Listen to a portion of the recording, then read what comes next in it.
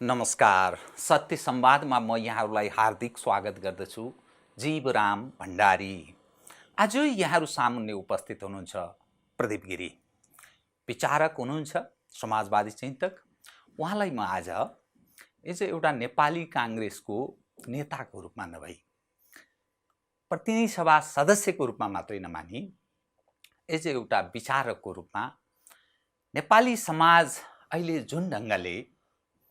जुन ढङ्गले सोच्छ, नेपालको राजनीतिक नेतृत्वले जुन आकांक्षा नेपाली जनका माझमा छर्यो, निराशा र यथास्थितिले जनआकांक्षालाई सम्बोधन गर्न सक्छ भन्ने एउटा जीवित प्रश्न आम मानिसका सामुन्ने खडा भएको छ। प्रदीप गिरीसँग उहाँको एउटा लामो राजनीतिक यात्रा, विश्व संसारका त्यो राजनीतिक यात्रा र नेपालको पछिल्लो अवस्थालाई पनि नजिकबाट बुझ्ने, त्यसलाई राम्ररी मनन गर्ने र त्यसको विश्लेषण गर्ने त्यो हैसियत पनि प्रदीप गिरी राख्नुहुन्छ। उहाँसँग आज म कतिपय विश्लेषणात्मक, कतिपय सूचनामूलक यो ढङ्गले कुराकानी गर्नेछु। सर्वप्रथम म उहाँलाई स्वागत गर्छु। स्वागत छ यहाँलाई। बहुत खुसी लाग्यो मैले यहाँसँग आज कुरा गर्ने अवसर पाएँ, समय दिनुभयो। म प्रारम्भ कहाँबाट गर्न चाहे भने नेपाली समाजमा निरन्तर प्रजातान्त्रिक विचारको कुराले समाजलाई सधैँ झकझक्याउने प्रयास गर्यो। तपाईको लामो राजनीतिक यात्रा अहिले पछिल्लो संविधान जारी, जो 72 को संविधान जारी भयो, समाजवाद उन्मुख भनेर भनिन्छ नि, है। नेतृत्व पंक्ति व्यवस्था, नेतृत्व पंक्ति बारम्बार परिवर्तन भएको छ। तर घटनाले के देखाउँछ भने छोटो समयमा नेपाली जनले हरेक खाले सिस्टमको पनि उपयोग गरे, तर हातमा लाग्यो शून्य, अर्थात् हात्ती आयो फुस्साको अवस्था। के चिजले काम गर्छ जसका कारण समाजमा परिवर्तन पनि हुन सकोस् र निरन्तर राजनीतिक नेतृत्व र शासकहरू परिवर्तन हुने, समाजमा केही नहुने, यो मूल समस्या कहाँ देखा पर्छ? मैले यहीँबाट सुरु गरेँ के त। अब तपाईँले एउटा तिखर पत्रकारका रूपमा हात आए सुन्नु भन्दा तपाईँको ठाउँमा ठिक छ, तर विचार उत्तेजक स्थापना हो, तर यथार्थ होइन। हात आयो सुन्ने भन्न सक्नुहुन्न तपाईँ। हाम्रो जुन जहाँबाट हाम्रो सङ्घर्ष सुरु भयो, लोकतन्त्र सुरु भयो, प्रजातन्त्र सुरु भयो, त्यसलाई 2007 साललाई हामीले त्यसलाई प्रस्थान बिन्दु मान्दाखेरि 2007 सालमा नेपाल जुन अवस्थामा थियो, हामीले त्यहाँबाट कुरा गरौँ। त्यो 2007बाट आज हामी 77मा आउँदा हामीले 70 वर्षको यात्रा पुरा गरेका छौँ। अब यो 70 वर्षमा हामीले नेपालका सन्दर्भमा आफूलाई हेर्ने अथवा विश्वका सन्दर्भमा हामीले हेर्ने भन्ने कुरा उठ्छ। तपाईँलाई थाहा होला 7 सालपछि अर्को बडो महत्त्वपूर्ण घटना 2017 सालमा भयो। राजा महेन्द्रले सत्ता आफूले लिनुभयो र सत्ता उहाँले लिनुभयो र सत्ता लिँदा पनि उहाँले लुकाइकन के भन्नुभयो भने अरू मुलुकले 100 वर्षमा गरेको विकास यी राजा महेन्द्रका शब्द हुन्, हामीले 10 वर्षमा गर्नु परेको हुनाले प्रयास गरिएको हो, यो अभ्यास गरिएको हो। मलाई दलहरूसँग कुनै आपत्ति भएको होइन, न मलाई बिपी कोइरालासँग कुनै आपत्ति छ भन्ने भावना उहाँले व्यक्त गर्नुभयो। दलमाथि प्रतिबन्धको मेरो मनसाय त्यो नियतवश होइन भन्ने उहाँको स्पष्टोक्ति रूपमा होइन। सैद्धान्तिक म भोलि दल आउनु पनि सक्छ भन्ने खालको कुरा गर्नुभयो। उहाँ त्यसै विचार र भावनाबाट प्रेरित भइकन तुलसी गिरी बाहेक जम्मै उहाँका संस्थापक सहयोगीहरू, पञ्चायत व्यवस्थाका संस्थापक सहयोगीहरू, डाक्टर तुलसी गिरी बाहेक सबै एकपल्ट दलमा आगे। विश्वबन्धुले, ऋषिकेश शाहले, नागेश्वर प्रसाद सिंहले, जो सुरुमा मन्त्री थिए उनी, सूर्यबाबु थापा लगायतले तुलसी गिरीका आफ्नो मतलब दलमाथिको प्रतिबन्ध फुकुवाको हटाउ मागे। अब एउटा कुरा त मलाई सम्झना गराउँछु, तपाईँको यो वार्तामा बडा महत्त्वपूर्ण छ। 30 वर्ष पञ्चायत शासन चलेपछि कृष्णप्रसाद भट्टराई अन्तरिम कालमा प्रधानमन्त्री हुनुभयो, पहिलो प्रधानमन्त्री, ठुलो शक्तिका साथ 47 मा। उहाँलाई उहाँसँग कार्यपालिका मात्र थिएन, विधायकीय अधिकार पनि थियो। 3 ताक नै चुनावका बेला उहाँले भाषण गर्नुभयो, म काठमाडौँलाई सिङ्गापुर बनाइदिन्छु। तपाईँ यी दुईटा भन्न याद राखौँ। राजा महेन्द्रको 100 वर्ष अरूले गरेको हामी 100 वर्ष 10 वर्षमा गर्ने आकाङ्क्षा, कृष्णप्रसाद भट्टराई जस्तो सन्त तपस्वी त्यागी स्वच्छ छवि भएका व्यक्तिको नेपाललाई सिङ्गापुर बनाउने उद्घोषणा, त्यो पनि 12-15 वर्ष चल्यो यत्तिकै। त्यसपछि माओवादी आए, सब कुरो गरेर माओवादीका एकदम लडाकु त लडाकु नै पढाकु पनि भन्न मिल्ने, मार्क्सवाद लेनिनवाद माओ विचारधारा गर्न मिल्ने प्रचण्डले, अध्यक्ष प्रचण्डले घोषणा गरे फेरि नेपालमा स्विट्जरल्यान्ड बनाउँछु। 100 वर्षमा युरोपको दाँजोमा लग्ने राजा महेन्द्र आफ्नो कार्यकालमा नेपाललाई सिङ्गापुर बनाउने कृष्णप्रसाद भट्टराई, सिङ्गापुरले कहाँ पुग्छ, स्विट्जरल्यान्ड बनाउँछु भन्ने अध्यक्ष प्रचण्ड। यस मानदण्डबाट, यस मान्यताका आधारमा तपाईँले नेपालमा केही भएन भन्नुहुन्छ भने तपाईँको हात सुन्न भन्नु एक हात ठिक मानिदिन्छु। किनभने उहाँहरू तिनैजनाको मैले सबभन्दा आदर गर्ने व्यक्ति भट्टराई हुनुहुन्छ समग्रमा। तिनैजनाको व्यक्तिको यो गन्तव्य नै, यो लक्ष्य नै, यो घोषणा नै गलत थियो। त्यसलाई तपाईँले लक्ष्य लागेर खोइ त स्विट्जरल्यान्ड नै बनेन, सिङ्गापुर पनि बनेन भन्नुहुन्छ भने 100 वर्षमा अन्य त्यो त अलग कुरो हो। त्यो घोषणा र त्यो लक्ष्य चाहिँ के हुनु पर्थ्यो यहाँको दृष्टिकोण? आज त्यो घोषणा र लक्ष्यका बारेमा स्पष्ट समझदारी सिङ्गो नेपाल एउटा राष्ट्रका रूपमा लिनु परेको छ कि नेपाललाई हामीले कस्तो बनाउँछौँ भनेर। त्यो नेपालको एकछिनका लागि राजा महेन्द्रको भाषा दोहोऱ्याइदिने हो भने हावा पानी माटो सुहाउँदो भन्नु, नेपालको हावा माटो हावा पानी सुहाउँदो, धेरै लोकप्रिय हुनु हो। अब मैले त्यो शब्द दोहोऱ्याउँदाखेरि राजा महेन्द्रको अनुकरण गरेको भन्न नसम्झियोस् त। नेपालको भौगोलिक विशेषता छ, यहाँको आफ्नो माटो छ, यहाँको नदी प्रणाली छ, रिभर सिस्टम भनिन्छ। र सबभन्दा ठुलो कुरो हामीसँग कुनै पनि न तेल छ, डिजल छ, पेट्रोल छ, न कुनै खनिज पदार्थ छ, न कोइला छ। र हाम्रो छिमेकमा दुईटा विशाल देश छन्। आजका मितिमा त के भइसकेको छ भने ती विशाल देशसँग तीव्र गतिले उनीहरू वृद्धि दर बढाउँदैछन् आजका मितिमा। र वृद्धि दरको उनीहरूको वृद्धिमा हामीसँग बेच्ने भनेको कुरो ज्यान बाहेक केही पनि छैन, ज्यान बाहेक केही पनि छैन। उनीहरूसँग लिने कुरा थुप्रा छन्। उनीहरूका कुरालाई हामी लालच भाडा नजरले, लोभ लाग्दो हिसाबले उनीहरूको मोबाइल हेर्छौँ, यो हेर्छौँ, गाडी हेर्छौँ, घोडा हेर्छौँ, त्यो हामीलाई चाहियो भन्छौँ। कुनै पनि कुरो चाहिएर त कसैले दिन्न। तपाईँलाई बदलामा के दिनुहुन्छ भने तपाईँसँग उनीहरूलाई दिने कुरा अलिकति पनि खाद्यान्न थियो, अनाज थियो, प्रयास गरेर खानुमा चिया हुन्थ्यो होला, कफी हुन्थ्यो होला, फलफुल हुन्थ्यो होला, जडीबुटी हुन्थ्यो होला। हामीसँग आजका दिनमा पनि हामीसँग मानव बाहेक केही पनि छैन। मैले यसमा यहाँको कुरा अलि स्पष्ट होस् भनेर, पूर्वीय संस्कृतिको जननीको रूपमा नेपाललाई कतिपय मानिस मान्छन्। सन्त ऋषि महर्षिहरूको यो पूर्वीय संस्कृतिको उद्गम स्थल। हामी त्यो परम्परा मूल्य मान्यतालाई पनि मार्केटिङ गर्न सक्छौँ, एउटा नेपालको पुँजीको रूपमा त्यसलाई विकास गर्न सकिन्छ भन्ने दृष्टिकोण पनि मानिस केही राख्छन्। यहाँले जनशक्ति सेल मार्केटिङ गर्ने बाहेक अरू चिज छैन भन्नुभयो। जनशक्ति मार्केटिङ गर्ने छैन भन्ने त मैले भने नि, तपाईँले ठिक भन्नुभयो। अब जनशक्ति भन्दा हामीले अन्त जाने हो भने, विविधीकरण गर्ने हो भने के गर्ने भन्ने प्रश्न आयो नि त। जनशक्ति हामीले आज मार्केट गरे होइन। नेपाली भाषामा लाहुर भन्ने शब्द आएका दिनदेखि, अर्थात् सुगोली सन्धिकै ताका। त्यसपछि पछि जुन हामीहरूको जुन अन्य प्रकारका बिक्री पनि भए, चाहे हाम्रा बम्बई पुगे हाम्रा मानिसहरू, कोही चौकीदारका रूपमा पुगे, कोही अन्य रूपमा पुगे, मिडल इस्ट पनि गयौँ, मलेसिया पनि गयौँ। ठुलो समुदायले त अमेरिका युरोपमा गएर पनि ज्यादातर शारीरिक परिश्रममा काम गरिरहेछन्। तपाईँलाई थाहा छ के गर्दा संस्कृतिको भूमिका के हुन्छ भन्नु।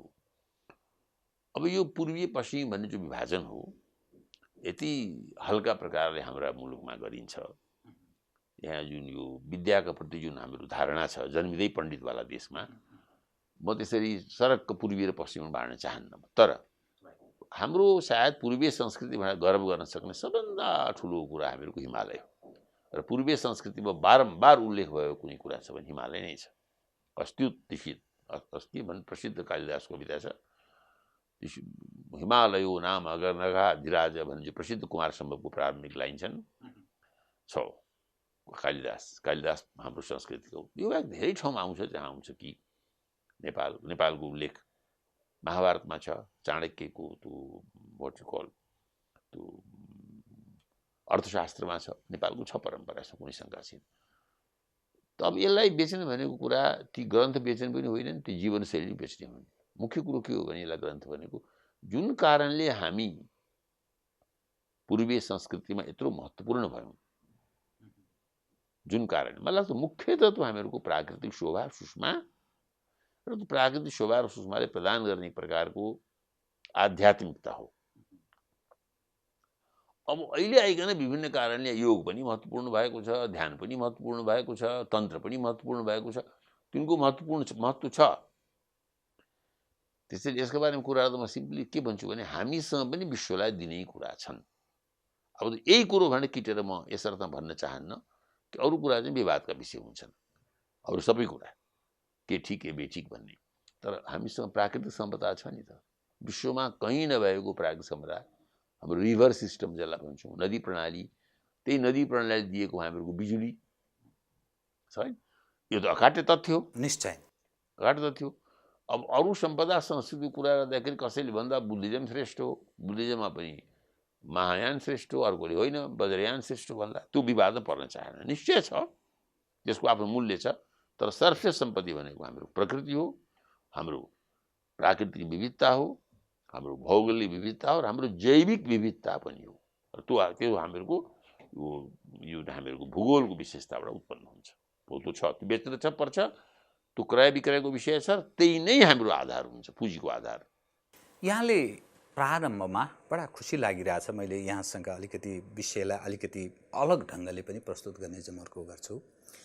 विक्रम सम्वत 2007 सालको जो राजनीतिक परिवर्तन, 7 देखि 17 सालसम्मको एउटा अवस्था, 17 देखि 46 सालसम्मको एउटा अवस्था, 46 देखि 62-63 सम्मको एउटा अवस्था र 62-63 देखि 77 सालसम्मलाई हेर्ने हो भने 46 देखि 77 लाई हेर्दा हामी 30 वर्ष प्लस डेमोक्रेटिक एक्सर्साइज गरेको इतिहास देखा पर्छ।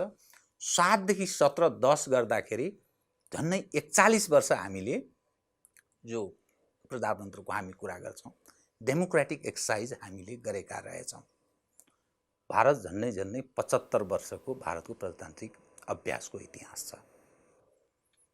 एकपछि अर्को संसार त्यो जम्प गर्दै मानिसहरूको चेतनाको स्तर पनि त्यो तहमा बढोत्तरीमा छ। यहाँ एउटा विचारक भएको हुनाले हामी कहाँ के चिजको कमी या त्रुटि छ जसका कारण हामी दिनानुदिन छोटो अवधिमा इतिहास हेर्दा सबै खाले संसारका सबै सिस्टमलाई हामीले उपयोग गर्यौँ, भोग चलन गरिसक्यौँ, तर निराशा निरन्तर हातमा लाग्छ। अहिले पनि जनअसन्तुष्टि व्यापक छ। एकपछि अर्को यो बढोत्तरी छ, थेगी खान नसक्ने अवस्थामा नेतृत्व पंक्ति पुग्या जस्तो त्यस्तो आभास हुन्छ। यो मूलत कारण के हुन सक्छ? यो मलाई लाग्छ कि तपाईले गर्नुभएको प्रश्नको एक अंश बडो प्रासङ्गिक, बडो मार्मिक र महत्त्वपूर्ण छ। केन्द्रीय प्रश्न हो। तर आजको हाम्रो शासक वर्ग, त्यो शासक वर्गमा म प्रचण्ड, ओली र देउवाला मात्रै राख्दिनँ, तपाईँलाई पनि राख्छु, आफूलाई पनि राख्छु। यो जुन शासक वर्ग छ, शासक वर्ग र शासक वर्ण पनि भन्नुहोस्, वर्ग दुईटै वर्ण छ, यो यस तथ्यलाई स्वीकार गर्न चाहँदैन। मैले भने पनि स्वीकार गर्न चाहँदैन, सुन्न पनि चाहँदैन र भने बहसमा पनि ल्याउन चाहँदैन। हाम्रो राज्य संरचना एउटा किताबमा त लोकतान्त्रिक लेखियो, नेताहरू भाषण गरेर पनि कराइछन् लोकतान्त्रिक भनेर। लोकतन्त्रको जो मर्म हो कि नेपालमा भएका यावत जनता, मोटामोटी 3 करोड नेपाली चाहिँ त्यो राज्य सत्ताको सीमान्तकृत ठाउँमा बसेर ठुलो दर्शन हुने होइन कि हस्तक्षेप हुनुपर्ने, थोरै भए पनि मोटामोटी 30-35% अटाउने वर्ग र माने मध्यम वर्ग, निम्न मध्यम वर्ग र जात, जसलाई यो अन्य भनिन्छ, खास आर्य अन्य जातले पृथ्वीनारायण शाहका पालादेखि अहिलेसम्म अथवा सुगोलीका सन्धिदेखि अहिलेसम्म अथवा कोत पर्वदेखि अहिलेसम्म अलग अलग चरण छन् र त्यसपछि 7 सालदेखि अहिलेसम्म यो तन्त्र जो यहाँ चलेको छ, यो तन्त्रका बारेमा शासक वर्गले, शासक वर्णले, वर्ग र वर्ण दुईटै महत्त्वपूर्ण इतिहासमा छलफल पनि गर्न चाहन्छ। 3टा हामीले व्यवस्था देख्यौँ। एउटा राजतन्त्र, ठिक छ, अर्को लोकतन्त्र, ठिक छ, त्यो लोकतन्त्र उसमा। र यदि तपाईँ भन्न चाहनुहुन्छ भने एउटा कुलीन तन्त्र, राणाकालको शासन, त्यसलाई राजतन्त्र, केही मुठीभर परिवारले शासन चलाउने, ठिक छ। यी तीनटै तन्त्रका लागि बडो सूक्ष्मतापूर्वक राजनीति विज्ञानले धेरै वर्ष पहिले ग्रिसमा छलफल भएको थियो। मोनार्कीका अच्छा पक्ष के हुन्, मोनार्की खराब पक्ष के हुन्, एरिस्टोक्रेसीका अच्छा पक्ष के हुन्, खराब पक्ष के हुन्, लोकतन्त्रका अच्छा पक्ष के हुन्, लोकतन्त्र खराब पक्ष हुन्। राजतन्त्र अच्छा पक्ष बताउँछु उनीहरूले। त राजतन्त्रको खराबी के पाउँछ भने अलिकति मौका पाउन साथ यो अधिनायकवादमा परिणत हुन्छ। कतिला राजाका छोरा पनि अधिनायकवादी हुन्छन्। यो मोनार्कीको नराम्रो पक्ष। राम्रो पक्ष छ त्यहाँ, राम्रो पक्ष उनीहरू भन्छन् वैधताको समस्या हुँदैन। तपाईँ वकिलको अध्ययन गरे मान्छे, वैधता राजनीति विज्ञानको केन्द्रीय अवधारणा हो, वैधता कसरी हुन्छ। अब लोकतन्त्रको सबभन्दा ठुलो खराबी, लोकतन्त्रमा भोटबाट वैधता आउँछ, तर अन्ततः लोकतन्त्र सङ्ख्यातन्त्रमा परिणत हुन्छ। त्यहाँभन्दा खराब तन्त्र केही हुँदैन। हेर्नु, सङ्ख्यातन्त्र कि मसँग बहुमत छ, सिधिहाल्नु ल, बहुमतको शासन, बहुमतका नाममा वैधता प्राप्त हुन्छ, तर त्यो जुन पाएको वैधता भन्ने जो शब्द हो, त्यो वैधता भन्ने शब्द त विधिको उल्लङ्घन गरेर वैधता प्राप्त हुन्छ भने त होइन नि त। त्यसैले हाम्रो नेपालमा के भयो भने बारम्बार तीनटा व्यवस्था प्रयोग भयो। मोनार्कीको प्रयोग भयो। मोनार्कीका अच्छाइको बावजुद पहिलो मौकामा मोनार्कीले तानाशाहीको बाटो लिए, राजा महेन्द्र पनि लिए, राजा ज्ञानेन्द्र पनि लिए। तपाईँको आँखाको सामने छ। एरिस्टोक्रेसी प्रयोग भयो। एरिस्टोक्रेसी पहिलो मौकामा देख्नुभयो कस्तो वंश नाशमा गयो, राजा ज्ञान उनीको पालादेखि गयो। अब यसको हकमा, लोकतन्त्रको हकमा आज हामी कहाँ लोकतन्त्रका नाउँमा सङ्ख्यातन्त्र हाबी छ। अब त यसको प्रच्छ उदाहरण तपाईँ स्वयं नेकपा कलहबाट देखिँदै हुनुहुन्छ। कुन कुन कुन कुराको लागि कलह, के उद्देश्य हो, राष्ट्र निर्माण कुन एजेन्डा छन्? ल अहिले यत्रो भारतसँगको सम्बन्धको बारेमा के प्रस्ताव छ? सबै प्रस्तावमा एकमत। काङ्ग्रेस कम्युनिस्ट जम्मै विकासका मामलामा, भारतका मामलामा, चीनका मामलामा, वृद्धि दरका मामलामा, एमसिसी ल्याउने मामलामा, हवाईजहाज ल्याउने मामलामा, रेलमार्ग ल्याउने मामला एकमत। अनि के कुरा गरेर आएको त गर्न दिनु नि त्यो बस्या मान्छेलाई काम। त्यो मान्छेले गर्नै किन फेरि? त्यो नैतिक छ कि, उदात्त छ कि, चरित्रवान छ कि, योग्य छ कि, स्वस्थ छ कि, बहादुर छ कि, उसँग सङ्ख्या छ। त्यसैले यस बिचमा किन भयो भने दुईटा कारण तपाईँको जवाब दिन्छु। एक, कृपया, अत्यन्त सीमित व्यक्तिको हातमा शासन सत्ता 250 वर्षदेखि। मुखले लोकतन्त्र भन्नु अलग कुरो हो, त्यो अहिलेसम्म त्यो विद्यमान छ, आधारभूत रूपमा त्यही छ। आधार म विश्लेषण गरिदिन्छु, आधारभूत भनिदिन्छु। त्यसैले संविधानमा लेखिएका अधिकार पनि लेखिएको छ, त्यो अधिकार पनि चरितार्थ भइरहेका छैनन्। समाजवाद उन्मुख, त्यो त मलाई लाग्छ, त्यसबारे मैले बारम्बार भनेको छु। समाजवाद उन्मुख भनेको संविधानको प्रारूपमा लेखिनु, प्रस्तावनामा लेखिनु, प्रेममा लेख्नु, त्यसको अर्को नाम पाखण्ड हो। के हो समाजवाद? कसरी समाजवाद आउँछ? उन्मुख लेखेर टारेको बेग्लै कुरो हो। यहाँ त सुशासन भइदिए पुग्छ। अहिले छोड्नु समाजवाद, सुशासन छैन नि के को समाजवाद हुन्छ?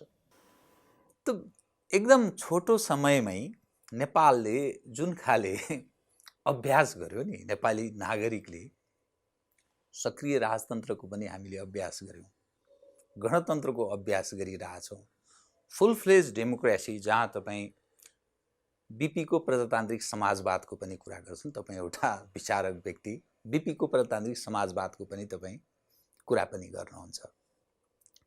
त यो सारा हेर्दाखेरि अब बाँकी के रह्यो र हामी गन्तव्य प्रवेश गर्ने हाम्रो पथ कता हो? यो अब तपाईँले अहिले संयोगवश बीपीको समाजवाद भन्नुभयो, राम्रो विषय भन्नुभयो, काङ्ग्रेसका लागि प्रासङ्गिक कुरा छ। अहिले यहाँ तपाईँले बीपीको कुरा गर्नुभयो। भारत गएकोमा एकछिन हामी गान्धीको कुरा गरौँ, गान्धीको कुरा गरौँ। चीनकै हकमा माओ सेतुङको कुरा गरौँ। तीनटा आएछन् नि त। चीनले अहिले पनि माओ सेतुङको फोटो राख्छ, उसको मुद्रामा युवानमा राखेको छ, के भन्छ, के केमा राखेर लुगा फाटो पनि लगाउनु कोसिस गर्छ। कि गान्धीलाई भारतमा त्यसलाई भनिन्छ, राम्रो शब्द अङ्ग्रेजीमा फेयर ट्रायल भनिन्छ नि, फेयर ट्रायल। फेयर ट्रायल गान्धीलाई फेयर ट्रायल गरियो। गान्धीलाई 5 वर्ष 10 वर्षपछि कुनै मयौँ मान्छेले, गान्धीका परम प्रिय शिष्य उत्तराधिकारी जवाहरलाल नेहरूले गान्धीले भन्नुभएको प्रस्तावना, गान्धीले भन्नुभएको नीति, गान्धीले अगाडि सारेको कार्यक्रम एउटा सानो राज्यमा पनि प्रयोग गरेर हेरे, हरियानामा पनि प्रयोग गरेर हेरे, जो यो कृषि प्रधान थियो। एक माओ सेतुङले खोजेको चाइना यही थियो त, पुँजीवादको निर्बाध आयात, पुँजीवादको नग्न र निर्लज्ज पुँजीवादको आयात। माओ आज बाँचे भए, माओले हेरिराखे भए के हुन्थ्यो? त्यस्तै यहाँ बिपी कोइरालाको चिन्तनलाई नेपाली कङ्ग्रेसले ट्रायल नै गरेन, was not given a fair trial at all.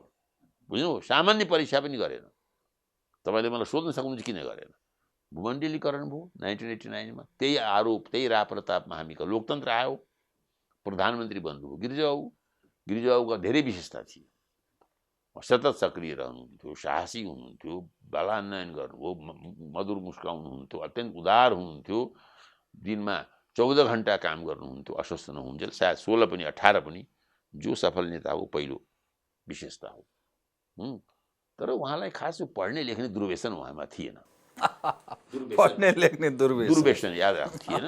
र साँच्चै भन्नुहुन्छ भने म बिपीको भक्त हुनुहुन्थ्यो, भयङ्कर भक्त। दादाजी हनुमानभन्दा पनि बढ्ता। हनुमान रामजीको जति भक्त थिए, लक्ष्मण जति भक्त थिए, भरत जति भक्त थिए, त्योभन्दा बढ्ता हुन्थ्यो। भरतले राजगद्दी पाउँदाखेरि राजगद्दी नलिकन खुरुक्क रामचन्द्रको पादुकासँग साट्या होइन, त्यो गुण थियो उहाँमा। तर दाजुले खोजेको प्रजातान्त्रिक समाजवाद के हो भन्ने विषयमा उहाँको ध्यान पनि थिएन, चासो पनि थिएन। मेरो बुझाइमा गिरिजाप्रसाद कोइरालासँग तपाईँले फरक मत राख्नुभयो, बिपीका सवाल उपर तपाईँ के फरक मत राख्नुहुन्थ्यो कि तपाईँ एज अ अनुयायीको रूपमा हुनुहुन्थ्यो? म बिपीलाई पहिलो कुरा मैले बारम्बार भन्ने गरेको छु, पार्टीभित्र भन्ने गरेको छु, पार्टी बाहिर भन्ने गरेको छु, बोलेर भनेको छु, लेखेर भनेको छु। मैले सायद सबभन्दा ज्यादा लेख बिपी कोइरालामाथि नै लेखेको छ जस्तो लाग्छ मलाई। पहिलो कुरा हामीले कुनै पनि व्यक्तिलाई, कुनै पनि महानुभावलाई, कुनै पनि महापुरुषलाई ऐतिहासिक सन्दर्भमा हेर्नुपर्छ। पहिलो उहाँ कहिले जन्मिनु भएको थियो, त्यति बेला देश समाजको अवस्था के थियो, उहाँको लेखपढ कस्तो थियो, लेखपढ पनि मान्नु गर्छ, कुन पारिवारिक परिवेशमा जन्मिनुभएको थियो, अनि विश्व कस्तो थियो। विश्व पनि हुन्छ नि त्यति बेला। के हुन्छ भने आज तपाईँको र मेरो नियति, तपाईँ र मेरो व्यक्तित्व नेपालमा जन्मेकोमा छ। नेपालमा जन्मेकोले हाम्रो एउटा सकारात्मक कुरा छ, नकारात्मक कुरा पनि छ। त्यसपछि अहिले हामी 21औं शताब्दीमा कुरा गर्दैछौँ। 21औं शताब्दीका यावत कुरा त हाम्रो हातमा छैन नि त। अब त्यो तत्कालीन परिस्थितिमा बिपीले बडो इमान्दारीपूर्वक आत्मसङ्घर्ष गरेर, आत्मसङ्घर्ष भन्छ नि, आफ्नो कुरा आफै काटेर, मैले यो सोचेको थिएँ भएन। कुनै पनि नेपालको कुरा छोडिदिनुहोस्, भारतमा पनि बिरलै राजनेता छन्, बिरलै भने एकजना बिपीसँग घनिष्ठ सम्बन्ध भएका व्यक्ति जयप्रकाश नारायण बाहेक, जसले कि आफ्नो युवा अवस्थाको विचार प्रौढावस्थामा छोडे, प्रौढावस्थाको विचार वार्धक्यमा छोडे। किन छोडे भने सत्यको साक्षात्कार गर्ने क्रममा। त्यसै बिपीको अब के गर्नुहोस् भने 7 सालको बिपी, 15 सालको बिपी, 26 सालको बिपी र राष्ट्रिय मिलिमिलापछिको बिपी, चारवटा विशिष्ट परिष्कृत समय अनुसार चारवटा विशिष्ट व्यक्ति हुनुहुन्छ। अहिले हामीले बिपीको समाजवाद भनेको राष्ट्रिय मेलमिलापको आह्वान गरेर नेपाल आएपछि मेचीदेखि महाकाली प्रतिरोधका बावजुद भ्रमण गरेर, प्रतिरोधका बावजुद भन्दैछु, जन्मसङ्ग्रहका दरम्यान, जन्मसङ्ग्रहभन्दा अघि र जन्मसङ्ग्रहभन्दा पछि बोल्नुभएको कुरो वास्तविक बिपी हो। अब यहाँ सुविधा के भयो भने नेपाली काङ्ग्रेस सरकारलाई प्रधानमन्त्री पर्नुभयो गोप्राणी, प्रधानमन्त्री विचारका हिस्ट्रीले है, प्रधानमन्त्री सत्ताको बडा ठुलो ज्ञान थियो उहाँलाई, बिपीभन्दा ठुलो ज्ञान थियो उहाँलाई। अनि यसपछि ल बिपीको प्रारम्भिक उदाहरण लिए, एउटा उदाहरण बिपीले त भन्नुभएको छ दुध बाँट्नु हुँदैन। दुध बाँड्दा दुध नबाँटे के गर्ने, चितवनमा पोखेछ पोखिदिने। मैले व्यङ्ग गरेर लेख लेखाएको थिएँ, बिपीकै सिद्धान्तको पालन भयो, दुध पोखियो, बाँड्नु हुँदैन भन्नुभयो। चाहिँ कहिले के बिपीलाई समग्र परिवेशमा हालेर बिपी कसरी त्यसरी विकासशील अवस्थामा पुग्नुभयो। महान मान्छेको पहिचान के हुन्छ भने उसको विकास कहिले पनि अवरुद्ध हुँदैन, ऊ सधैँ ऊर्ध्वगतिमा जान्छ। बिपीमा त्यो विशेषता थियो। यति कुरा हेक्का राखेर भन्ने हो भने मैले आफूलाई बिपी भने भयो, अनुयायी भने भयो। यो कुरा हेक्का नराख्ने हो भने मैले प्रारम्भिक बिपीलाई विचारधाराका दृष्टिकोणले, व्यवहारका हिसाबले उहाँले गर्नुभएको कतिपय गतिविधिलाई मैले प्रष्ट भाषामा बेला बखतमा समीक्षा गरेको छु, आलोचना गरेको छु। गिरिजाप्रसाद कोइरालाको हकमा हेर्नुहोस् गृहको के छ भने यो गृहको हकमा बुझ्नलाई त मैले धेरै कुरा आज ओली प्रचण्ड प्रधान यिनीहरू पनि बुझ्नुहुन्छ। Power what is power? तपाईँले अघि मलाई के भन्नुभयो, मैले कानुन पनि पढेको छु, पत्रकारिता पनि पढेको छु भन्नुभयो। एउटा अर्को पनि विषय छ, तपाईँले क्लासमा नपढे पनि दैनिक पढ्नुहुन्छ, politics. Politics is basically pursuit of power. र पावर पोलिटिक्समा दुई थरीका मान्छे हुन्छन्, conviction politician, convenience politician. Convenience पोलिटिसियनले के भन्छ भने, बडा राम्रो कोटेसन छ अङ्ग्रेजीमा, म यो I would rather swim with scoundrel than drown with hero भन्छ। त्यो बाँच्नु पर्यो नि त। म त एउटा स्काउन्डललाई के भन्ने, एउटा दुष्टको मद्दतले बरु म नदी पार गर्छु, भलादमीको पछि लाएर डुब्दिनँ भन्छ।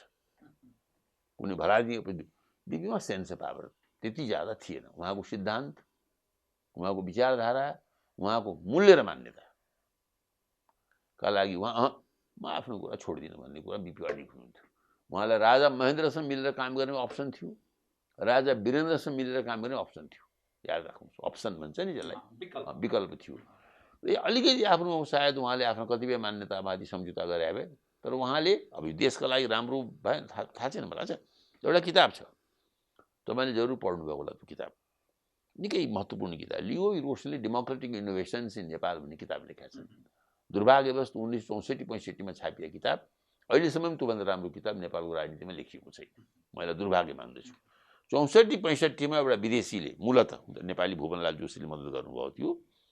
लियो रोज र भुवनलाल जोशीको अथरसिपमा, लेखकीमा छापिएको त्यो पुस्तकमा रोजले के गरेछ भने, जो नेपालको ठुला विशेषज्ञ थिए, यो पुस्तकमा राजा महेन्द्र र बिपी कोइरालालाई डेडिकेट के भन्छ, समर्पित गर्दछु, जो राजनीतिका दुई पृथक विपरीत कित्तामा उभिए तापनि यी दुईको मिलन भइदिएको भए नेपाल आज कहाँ पुग्ने थियो लेखे। यही शब्द हो जो यत्र तत्र त्यो चर्चा बस हुने गर्छ नेपालमा। र पछि रोजले भन्थे अरे मेरो समर्पणलाई पञ्चायत व्यवस्थाले उचाएन भन्थे अरे, त्यो आफ्नो ठाउँमा छ होइन।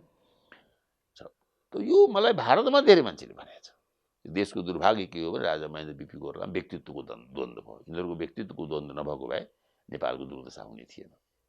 यो राजा दिनेश सिंहले राजालाई पनि चिन्दथे राम्ररी, बिपीलाई पनि मध्येले चिन्दथे। बिपी हिन्दुस्तान बसेको बेलामा राजा दिनेश सिंहले भने, उनीको नाउँ भन्दैछु म तपाईँलाई, किन उनको दरबारलाई पनि बुझ्ने क्षमता थियो र बिपीसँग त छँदै थियो भने। त्यो अब त्यो त्यति बेला किन भयो? त्यो 17 सालमा राजा महेन्द्र बिपी टक्राउने के पर्यो? राजा महेन्द्रको मनसाय थियो सुवर्णजीलाई प्रधानमन्त्री छोडिदिनु, यिनले पार्टी चलाउनु भनेर। सुशीला भाउजूको पनि थियो। त्यो बारम्बार आएको छ। विश्वबन्धुले तपाईँलाई भन्नुभयो होला, विश्वबन्धुको इन्टरभ्यू तपाईँले गरेको देखाएको थिएँ अस्ति मैले, अनेक किताबमा लेखिया छ। सुशीला भाउजू अनसन पनि गर्नुभयो। भन्दा बिपी चाहिँ आदर्शवादपट्टि ज्यादा झुक्नु भएको थियो, गिरिजाबाबु व्यवहारवादपट्टि झुक्नु भएको थियो। दुईजनाको तुलना गर्नु दुईजनाप्रति अन्याय हुनेछ। म यहाँसँग अलि अलग अलग एक विषय उठान गर्छु। प्रजातन्त्र या लोकतन्त्र यो सफल हुनका लागि शिक्षा र सम्पन्नता त्यसो भयो भने मात्रै त्यो व्यक्तिले विवेक अनि त्यो प्रलोभनको पनि शिकार हुँदैन, विवेक प्रयोग गर्न सक्छ। त्यसकारण मुलुकको डेभलपमेन्टका लागि यी बेसिक निड जबसम्म यी आवश्यक यी पुरा हुँदैन तबसम्म यी लोकतन्त्र प्रजातन्त्र जो भनिन्छ यी भनिन्छ मात्रै, व्यवहारमा न त्यो पिपुलमा ग्रहण गर्ने क्षमता हुन्छ, न नेतृत्व त्यो क्वालिटीको नभएसम्म यसको लाभ समग्र मुलुक र जनतालाई हुँदैन भन्ने दृष्टिकोण पनि केही मान्छे राख्दा रहेछ। एक मिनट, मुलुक शिक्षा र सम्पन्नताले भरिपूर्ण भएन भने, अथवा शिक्षा र सम्पन्नताले सम्पन्न भएन भने मुलुकमा लोकतन्त्र गाह्रो पर्छ। यही भन्नुभएको तपाईँले। म यस कुराको प्रत्येक अक्षरसित, प्रत्येक कमा फुल स्टपसँग, प्रत्येक भावनासँग पूर्णतः सहमत छु। यही थियो पञ्चायतको आइडियोलोजी, यही थियो राजा महेन्द्रको आइडियोलोजी। डाक्टर तुलसीगिरी पनि कहिलेकाहीँ यो कुरा उच्चारण गर्नु। तुलसीगिरी त राजा महेन्द्र र तुलसीगिरीको विचारमा यसो बेला बखतमा मतभेद भएको, आधारभूत मतभेद कहिले केही रहेन। त्यसका लागि तुलसीगिरी प्रतिष्ठाका पात्र हुनुहुन्छ, आधारभूत कुरा हो। यो एकदम भ्रामक र खतरनाक अवधारणा हो र यो अवधारणा दुर्भाग्यवश आज विश्वमा प्रजातन्त्रको प्रहरी महाप्रहरी भनी हिँडेको अमेरिकाबाट सुरु भएको यो द्वितीय महायुद्धपछि तेस्रा देशका तानाशाहहरूलाई बुई के भन्छ बुई थाप्नु के भन्छ काँध थापेर तेस्रा देशका तानाशाहलाई काँध थापेर जुन एउटा विकासको एउटा तथाकथित मोडल एस्पेक्टेड डेभलप किताब लेखे केही प्रतिभाशाली थिए तिनीहरू थिएनन् भन्ने कुरा होइन प्रतिभाशाली प्रोफेसरले किताब लेख्न थाले एउटा त अझै बाँचेका छन् तिनको नाम स्यामुअल पी हन्टिङटन हो अहिले बाँचेकै छ हन्टिङटन उनले उनको किताब अहिले पनि चर्चा हुन्छ अरू उनका छलफल हुने गर्छ उनका साथका अरू राइटरहरू लुसियन पाईहरू थुप्रो थिए जसले त्यति बेला डेभलपमेन्टको आइडियोलोजी बनाए डेभलपमेन्ट गर्नुपर्छ भनेर किन डेभलपमेन्ट गर्नु शिक्षा चाहिन्छ यो चाहिँ अन्य के प्रजातन्त्र भन्ने खालको कुरा उनीहरूले गरे दुर्भाग्यवश यी किताबहरू हाम्रा पाठ्यपुस्तकमा पनि पढाइयो त्यो बेला तर अब यति गाह्रो छ अङ्ग्रेजी पुस्तक पढ्न यो त्यो पढेको मान्छेले मात्रै बुझ्छ क्षमा चाहन्छु मेरो वाक्यलाई क्षमा गर्नु बहुत ठीक नाम ड्रप गर्न बडा सजिलो छ लुसियन पाई हन्टिङटन फुको भन्न के अरे अर्को आएको छ नि अर्को त्यो एन्ड अफ हिस्ट्री के अरे एन्ड अफ हिस्ट्री लेख्ने आएको छ त्यहाँ तिनीहरूको भाषा बोली शब्दावली अवधारणा सबै पृथक छन् अब हामीले बुझिआएको बाल्यकालदेखि बुझिआएको संस्कृतका रामायणका पुराणका महाभारतका शब्द भन्यौँ भने छ्याट्ट बुझिन्छ राज्यका अधिकार के हुन् राजाका अधिकार के हुन् भनेर एनिवे त्यो विचारधारा थियो यस विचारधारा राजा महेन्द्र पनि प्रभावित हुनुभयो र त्यस क्रममा उहाँले भन्न थाल्नु शिक्षा वगैरह वगैरह दुईटा सवाल उठ्छ सर्वप्रथम पुसेको कदम त्यसबाट कहीँ न कहीँ प्रभावित थियो त्यसमा दुईटा सवाल उठ्छ शिक्षा भनेको के हो र सम्पन्नता भनेको के हो म आज तपाईँहरूका माझमा तपाईँहरू भनेको नेपालको औसत र आदर्श र प्रखर बुद्धिजीवीका माझमा प्रश्न राख्न चाहन्छु शिक्षा भनेको के हो शिक्षा भनेको बिए पास गरेर सेक्सन अफिसर हुनु हो शिक्षा भनेको पैसा तिरेर पिएचडी किनेर ल्याएर म शिक्षक भएँ भन्नुभयो त्यस्ता पनि घटना भएका छन् शिक्षा भनेको हिम्मती हुनु हो कि होइन असल हुनु हो कि होइन आफ्नो अधिकारको लागि लड्नु हो कि होइन यदि हाम्रा पुर्खाहरू पूर्वजहरूले आफ्नो अधिकारका लागि लडे भने चाहे ती अङ्ग्रेजसँग लडौँ नाला पानीमा त्यहाँ भनिन्छ बलभद्र मात्रै हुन् कि पत्नीहरू उनका महिलाहरू लड्या भनिन्छ अमरसिंह लडौँ सतलजमा त्यो शिक्षाको पाठ होइन अमरसिंहलाई अङ्ग्रेजी बोल्न आउँथ्यो म तपाईँलाई प्रश्न गर्छु र अमरसिंह थापाले लेखेको एउटा चिठी तत्कालीन राजा गिरमाणलाई सम्बोधन गरेर महाराजा सरकारले लेखेको एउटा चिठी त्यो पाइन्छ जहाँ पनि पढ्न पाइन्छ त्यो सूर्य विक्रम गोवालीको अमरसिंह थापा भन्ने प्रसिद्ध किताब कदाचित यहाँ फाइन प्रिन्सले सायद पुनर्मुद्रित गर्दैछ भन्ने सुनेको छु मैले पढ्नुहोस् न त्यो अशिक्षित मानिस थियो त्यो किताब पढ्दा म छक्क परेको छु कत्रो ठुलो कूटनैतिक जानकारी थियो त्यसलाई भारतका प्रत्येक राजा रजुटाका एक एक परिघटना इतिहास उनलाई थाहा थिए अहिले हामीले के सवाल के थियो अङ्ग्रेजले कचकच गर्दै थिए त्यो जुन यो पाल्पाको तलको जग्गा जमिनको बारेमा पाल्पाको तल जग्गा कचकच गर्दै थियो उनी भन्छ अहिले अङ्ग्रेजसँग लडाइँ नगरौँ भर्खर सिक्कसँग लडिएको छ चीनसँग कुरा मिलाएको छैन कति क्लियर कट कुरा छ आज रणकौशल एउटा जुन अन्तर्राष्ट्रिय राजनीतिका जुन सबभन्दा ठुला मान्छे मानिन्छन् तथाकथित ठुला मान्छे हेनरी किसिङरले न्यू वर्ल्ड अर्डर भन्ने किताब लेखेको छ डिप्लोमेसी भन्ने किताब लेखेको छ यिनका कति चाइनामाथि उनको ठुल्ठुला किताब छन् कुनै पनि दृष्टिकोणले अमरसिंह थापाको कूटनैतिक बुद्धि किसिङर भन्दा कम छैन किसिङरले किताब धेरै लेखे कूटनीतिमा सफलता प्राप्त गरेका 19औं शताब्दीका महान कूटनीतिज्ञ म्याटर्निक टेलिराय भन्दा कम छैन मतलब शिक्षा भनेको एमए बिए मात्रै हो औपचारिक शिक्षाले शिक्षा भनेको नागरिकको हक र बोध म हुँ भन्ने चेतना त्योलाई त हामीले अङ्ग्रेजीको नाउँमा विकासका नाउँमा लेखाइ पढाइको नाउँमा तल आउँदैन के पनि भनेर हाम्रा शासक वर्गले पश्चिमसँग मलमुत्तु गरेर के गरेका छौँ भने सदियौँदेखि हामी कहाँ खेत उब्जा भइरहेछ मकै उब्जा भइरहेछ फापर उब्जा भइरहेछ गहुँ उब्जा भइरहेछ धान भइरहेको छ आलु भइरहेछ टमाटर तिमीहरूलाई उब्जाउनु आउँदैन हामी बुझाउँछौँ भनेर जेटिए पढाएर मान्छे पठाएर शिक्षा दिँदैछौँ त्यस्तै चेतनाका बारेमा ज्ञानका बारेमा चरित्रका बारेमा सिलका बारेमा खोइ तपाईँको पालामा पढ्नु भएन मैले केटाकेटीमा पढेको यो के भन्छ चाणक्य नीतिका बारेमा सामान्य जानकारी पनि छैन त्यसैले पहिलो शिक्षा बन्ने अवधारणामै यो धारणा अब सम्पन्नता भने के हो कसको तुलनामा सम्पन्नता को भन्दा सम्पन्न तपाईँको इच्छा यदि अमेरिकाको जीवनस्तरमा पुग्ने इच्छा छ भने अमेरिकाको जीवनस्तरको सुन्नुहोस् वैज्ञानिक अध्ययन के छ। अमेरिकाको जीवनस्तरमा सिङ्गो हिन्दुस्तानी बाँच्ने हो भने सिङ्गो विश्व बाँच्ने हो भने 3 अरबभन्दा बढ्दा मान्छे बाँच्न सक्दैनन्। 3 अरब, अहिले 7 अरब छ। अब हामी सबैले कोरोनाको जय जयकार मनाउनु पर्यो र भन्नु पर्यो 3 अरब मार्दै, अनि मात्रै अमेरिका अहिले बाँच्न सक्नुहुन्छ। यदि भारतको जस्तो जीवनस्तरमा तपाईँ बाँट्नुभयो भने, भारत भन्दैछु, जीवनस्तर भन्दैछु भने औसत जीवनस्तर भारतलाई मार्नुहोस्, नेपालको जस्तो। आजको नेपाल अहिले आदर्श छैन। भारतको जस्तो जीवनस्तरमा बाँच्ने हो भने औसत भन्दैछु, याद राख्नु होला। अमेरिकामा पनि बिल गेट्स छन्, अमेरिकामा पनि के भन्छन् त्यो रकफेलरका खलकहरू होलान्, रकसाइडका खलकहरू होलान् भने नेपालको जीवनस्तर आज बाँड्नु 3 अरब होइन 3 खरब पालिन्छन्। यो मेरो भनाइ होइन, अर्थशास्त्रीले हिसाब गरेर देखाएको भनाइ हो। भन्दाखेरि कस्तो जीवनस्तर? नेपालीले सम्पन्नता खोज्ने आज आफ्नो आम्दानीको आधारमा हो, हाम्रो राष्ट्रिय आम्दानीको आधारमा हो, हाम्रो उपलब्धिको आधारमा हो। हाम्रो राष्ट्रिय आम्दानी आज पनि कम छैन, हामीले ठिकले बाँटेका छैनौँ। कहाँनिर चुक भयो जसका कारण हामी यो अवस्थामा पदार्पण गरिरहेछौँ? हेर्नुहोस्, एउटा त म तपाईँलाई प्रश्न भन्छु, नेतृत्वको ठुलो दायित्व हुन्छ। अघि त मैले आफ्नै अब माथिकै कुरा सिलसिलामा के भन्नुभयो भने बारम्बार नेतृत्व परिवर्तन। कहाँ नेतृत्व परिवर्तन छ?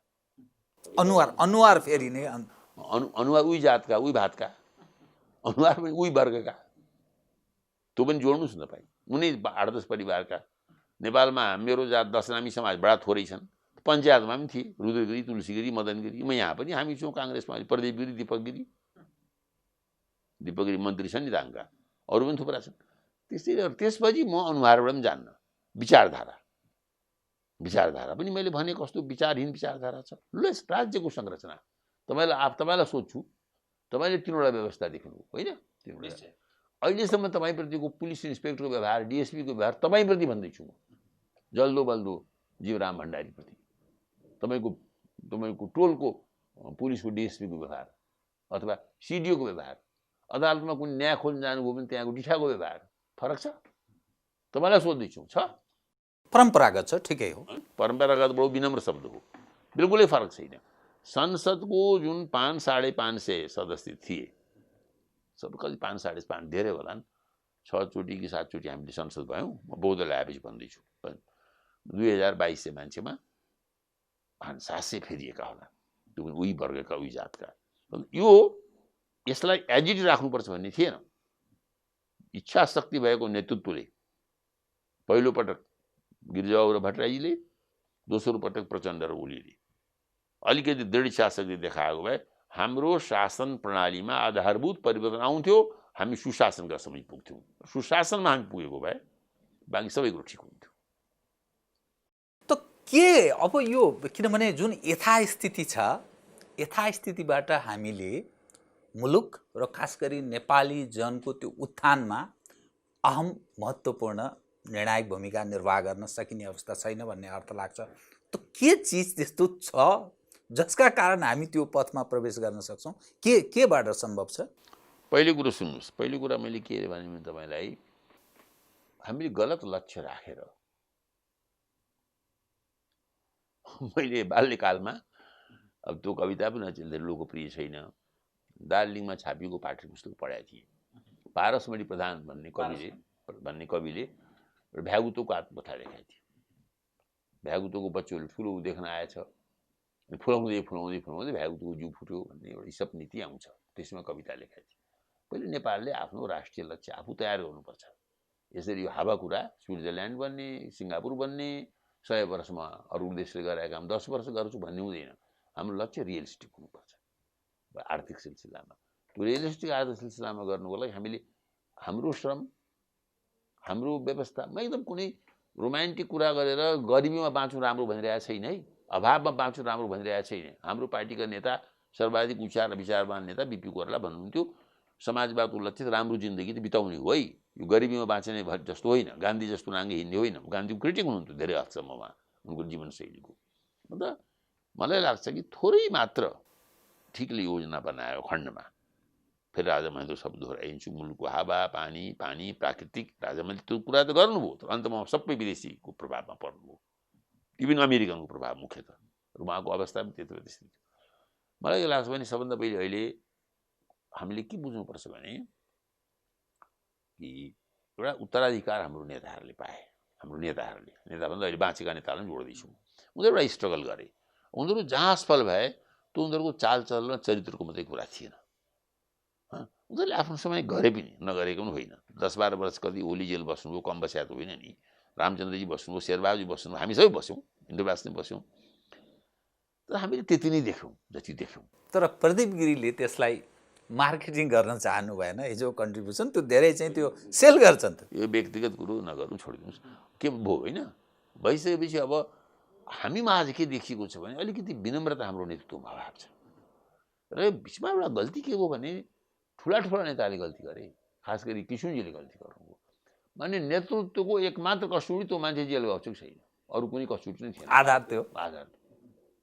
अहिले व्यवसायी वर्गहरूले सबैले भन्दैछन् बाबा हामी जेल गएनौँ, जेल जान पाएनौँ, त्यति बेला हामी जन्मेकै थियौँ, कतै जेल जाने होइन।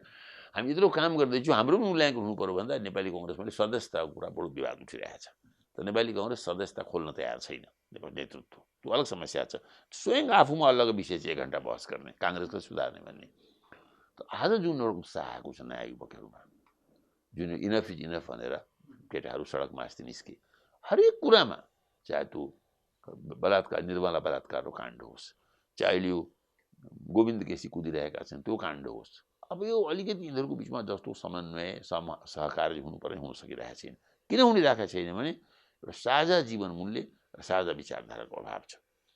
र नेपाल निश्चय नै अरू देशको तुलनामा कठिन अवस्थामा छ। तपाईँ यो निराश पनि छैन। तपाईँ यो नयाँ पुस्ता जो यहाँले इनफ इज इनफको कुरा गर्नुभयो, गोविन्द केसीको पनि कुरा गर्नुभयो, यो वर्ग यतिखेर पार्टीको झन्डा बोक्न तयार छैन, राष्ट्रिय झन्डाको कुरा गर्दैछ र विकल्पको कुरा गर्दैछ। तपाईँ नेपाली काङ्ग्रेस तराई सिराबाट चुनाव जितेको व्यक्ति, काङ्ग्रेसभित्र त्यो दायराभित्र मात्रै राखेर तपाईँलाई समाजले हेर्दैन। यो विकल्पको कुरा गर्नेहरू इनफ इज इनफ या गोविन्द केसीजी या अरू पनि नयाँ पुस्ता उप तपाईँको अलिकति धारणा सुनाउनु। सुन्नुहोस्, पहिलो कुरोमा उनीहरू भन्दा पनि पार्टीको धारणा कृपया। यसमा कुनै शङ्का छैन। यस समय हाम्रो दुवै पार्टी, नेकपा पनि नेपाली कङ्ग्रेस पनि, र खास गरी नेतृवर्ग पटक्कै लोकप्रिय छैन, प्रष्ट बन्न। यो के कारण, यो पनि अलि स्पष्ट होस्, यसको पछाडिको मूल कारण? अहिले के छ भने दलतन्त्र एउटा, सङ्ख्यातन्त्र अर्को। दलतन्त्र र सङ्ख्यातन्त्र। लोकतन्त्र भनेको मैले प्रष्ट भने, बारम्बार भने, संसदमा भनेको छु मैले। अस्ति प्रधानमन्त्री ओलीलाई जवाब दिने क्रममा मसँग बहुमत छ भन्नु, उहाँले हेर्नु तिहाई बहुमत छ भन्नु, मैले त्यसलाई सङ्ख्यातन्त्र भन्छन् भने जवाब दिए संसदमा। सङ्ख्यातन्त्र पनि गलत हो, अथवा यो भन्नु सङ्ख्यातन्त्र लोकतन्त्र होइन। सङ्ख्यातन्त्र लोकतन्त्रको एउटा मात्र अवयव हो। दोस्रोमा के भन्छ, एउटा मात्रै अवयव सानो। सङ्ख्यातन्त्रभन्दा माथि नैतिकता हुन्छ, वैधानिकता हुन्छ, लाज हुन्छ। मान्छेले के भनिन्छ भने सङ्ख्याले शासन गर्दैन, तलवारले पनि गर्दैन, बन्दुकले पनि गर्दैन, प्रतापले गर्छ, विश्वसनीयताले गर्छ, जनता विश्वसनीयता। यो कुरा हाम्रो पार्टीमा लागू हुन्छ। अब अहिले के भयो भने लामो समयसम्म राजतन्त्रले शासन गरे, जहाँ राजतन्त्र थियो नि त सैनिक सत्ताले शासन गरे, सरदारहरूले शासन गरे, तरबारहरूले शासन गरे। म अहिले एकाएक दलको विकल्प छैन भन्ने आयो। तर दलका अन्तर्विरोध पनि विगत 30 वर्षमा छर्लङ्ग भएर आएका छन्। चाहे त्यो रुसको त्यो के अरे तिनको नाम 2040सम्म आएको सर्वेश्वर भने पुटिनको होस्, भ्लादिमिर पुटिनको होस्, चाहे हाम्रो चिनको सी जिङको होस्, यिनीहरूले दललाई जस्तो आफ्नो कमारा बनाएका छन्। विगतमा ली कुआन युलाई पनि एउटा उदाहरणको रूपमा लिङ्कानुलाई धेरै दृष्टिले सफल मानिन्छ। सुकार्नोलाई त्यो पनि सफल पनि मानिँदैन, तर उनलाई माओ सिङ्गापुरको विकास गरेको भनिन्छ। विकासको त मोडल पनि ठिकले अध्ययन गर्ने मान्छे किन सिङ्गापुरले विकास गर्न सक्नु भनेको, र के धेरै आजै विकास गरेको। दक्षिण कोरियाले जसरी विकास गरेको छ त्यो विकास अमेरिकाको की भूमिका छ, ब्रिटेनको की भूमिका छ हेर्दैनन् यहाँ। त्यो भुटानको पनि विकास भनिन्छ, भुटानलाई विकास भनिन्छ। भुटानको विकास त्यही मोडल हामीले मान्छे त्यही खाले मोडलको पनि मानिस कुरा गर्छन्। जस्तो ली कुआन युलाई उदाहरण दिन्छन् नेपालको सन्दर्भमा। सुकार्नो डेमोक्रेटिक भनिएको, तर उनले डेमोक्रेसीको नाममा अर्को तन्त्रमा प्रवेश गराए, नयाँ तन्त्र निकालेका थिए, गाइडेड डेमोक्रेसी। सुकार्नोको गाइडेड डेमोक्रेसी, अयुब खाँको बेसिक डेमोक्रेसी, राजा महेन्द्रको पञ्चायती डेमोक्रेसी। यो के हो भने यसमा लाग्छ अझै एउटा कुरा त मलाई रमाइलो लाग्ला। कृपया, अहिले यो पत्रकारिताले काफी राम्रो काम गरेको छ, जस्तो हाम्रो युवाहरूले पनि गरेका छन्। मलाई साँच्चै तपाईँ दोष दिन कसलाई मन छ त देशको लागि भन्नुहुन्छ, नेतृत्व भन्छु म। त्यसमा पटक्कै नेतृत्व उम्किन पाउँदैन। तर हाम्रो जो तथागत बुद्धिजीवी वर्ग छ नि, त्यसलाई प्राज्ञिक समूह भन्छ नि, ज्यादा व्याख्या गर्नु पर्ने होला। प्राज्ञिक समूहले अलिकति पत्रकारलाई मुछ्छ, नेतालाई मुछ्ला। मुख्य कुरो के भने मलाई के लाग्छ, सबै वर्गको दायित्व हुन्छ, सबै वर्णको दायित्व हुन्छ समाजप्रति, वर्ग र वर्ण दुवैको दायित्व हुन्छ। यो समाजमा त लामो समयदेखि हाम्रो समाजमा तपाईँले सनातन समाज भन्नुहोस्, हिन्दू समाज भन्नुहोस्, लामो समयदेखि ब्राह्मण त कानुनदाता भयो नि, विधि निर्माता, विधिदाता। जस्तै प्रतापी राजाले पनि, महाराज दशरथले पनि उनी प्रतापी थिए, हरिश्चन्द्रले पनि, नहुसले पनि, ययातिले पनि, मानदाताले पनि कुनै कुरा गर्दा त्यहाँको गुरुपुरोहितले उनलाई विरोध गरे भने जनतालाई गुरुपुरोहितको पत्यार थियो। याद राख्नु हाम्रो परम्परामा। अरू त बेन भन्ने राजाले बदमासी गर्दा ऋषि मुनिहरूले त्यसलाई सिद्ध्यायो भन्ने कथा पनि आउँछ, होइन? ब्राह्मण वर्गसम्मले ब्राह्मण भने जनेधारी ब्राह्मण भने होइन, दुईज संस्कार प्राप्त, किनभने त्यो जन्मले सबै शूद्र हुन्छन्, संस्कार प्राप्त दुईज हुन्छ भन्ने चलन छ। मलाई लाग्छ हाम्रो प्राज्ञिक समूहले के अब्बा छोडिदिने हो भने, चाहे लोकतान्त्रिक पक्षका हुन् चाहे वामपन्थी पक्षका हुन्, अब्बा छोडिदिने हो भने मुलुकको अवस्थाको बारेमा आँट गरेर बोलेको छैन। बुद्धिजीवी प्राज्ञिक वर्ग जो बुद्धिले जीविकोपार्जन गर्ने अनि प्राज्ञिक कलमले त्यो किन त्यो च्युत भएको? एउटा शब्द छ, अझ यो दुईटै भन्दा राम्रो शब्द छ मनीषी भन्ने शब्द छ एउटा, जो बुद्धिजीवी र प्राज्ञिक शब्द राम्रो शब्द हो। मनीषी शब्द मन्यु भन्ने शब्दबाट बनेको हो, सात्विक क्रोध। मन्युको अर्थ स्वार्थी क्रोध। मैले भिसी उन्न खोजेको, भिसी पाइनँ, मैले पाइनँ रिसाउनु, तामसी क्रोध भयो। होइन, गलत मान्छेलाई भिसी बनायो भनेर कराउनु चाहिँ सात्विक क्रोध हो। मलाई मतलब छैन, मलाई हुनु छैन त गलत मान्छे बनाऊ भन्ने। हाम्रो समाजमा सात्विक क्रोधको एकदम ज्यादा सात्विक क्रोध अभाव छ, छँदै छैन सात्विक क्रोध हाम्रो समाजमा। खालि मानसिकता तामसी छ, राजसी छ। त्यो राणाशाहीमा यसको छ जरो। राणाशाहीमा जसरी प्रमोसन, डिमोसन, उपाधि, जनरल, फनरल इत्यादि सबै त्यसको व्यक्तिगत योग्यता होइन कि राजा रिझेकोमा हुन्थ्यो नि, मैले सुने होला। तपाईँलाई अब हाम्रो समय सिद्धिने बेला होला। भीम शमशेर, जुद्ध शमशेरको बडा प्रामाणिक जीवनी छ हामीसित, धेरै प्रामाणिक जीवनी छ। एकदम भने त्यो बालकृष्ण शमशेरले मेरो कविताको आराधन भन्ने जीवनी लेख्नुभएको छ, उहाँ कति राम्रो लेख्नुभएको छ।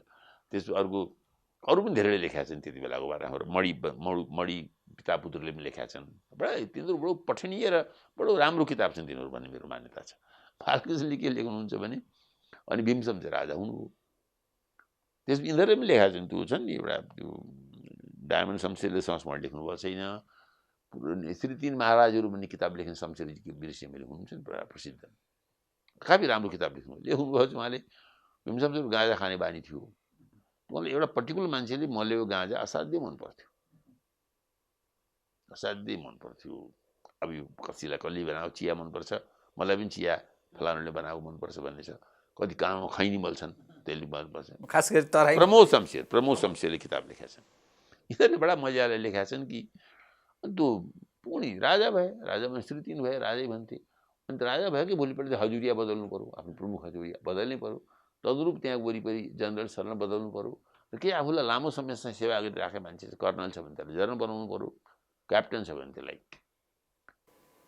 मेजर, क्याप्टन भन्छ मेजर। मैले अलिकति गरेँ, गर्दा गर्दै त्यो गाँजा मलले गर्नु बिर्सेछन्। गाँजा मल आउनै छोडो, त्यो नौ बिर्सेँ मैले। होइन त्यो काले त आएन त भने, काले थियो अथवा भाले थियो नाम। 2 दिन भयो 3 दिन छटपटी पनि त्यो बोलाउनु पऱ्यो। सबैलाई जर्नल दिने, कर्नल दिने, मलाई केही पनि नदिने भनेको छ गाँजा मलले। र एवं उसले लेफ्टन हो कि मेजरको दर्जा पायो अन रेकर्ड। अर्को के सुनिन्छ भने यो कुलचन्द्र गौतमको बारेमा कथा प्रसिद्ध छ। कुलचन्द्र गौतम आफ्नो समयका एकदमै प्रसिद्ध विद्वान मान्छे थिए। संस्कृतमा उनले भागवत मन्दिर लेखेका छन्, नेपालीमा कविताहरू लेखेका छन्। के भनिन्छ भने धेरै पढेर आए बनारसबाट, साँच्चै विद्वान थिए आफ्नो समयका। अनि राजामा चाकरी गर्न जाँदा राजाले कति पढेको सोद्धाखेरि छन् बिए पास बिए फेल भन्ने सुन्नुभएको छ नि। भन्दाखेरि 13 वर्ष जुन शासन गरे उनले भने अरे प्रभु प्रसन्न हुँदामा सारा विद्या बेकार छन्, प्रभु अप्रसन्न हुँदामा सारा विद्या बेकार छन्। अब यो कुनै पुरानो कुरा होइन, म व्यक्तिको नाम लिन चाहन्न। पञ्चायत कालमा लोकसेवा आयोगको जाँच नदिएका मान्छे हुकुम प्रमाङ्गीले सचिव हो, तपाईँलाई पनि थाहा छ होइन?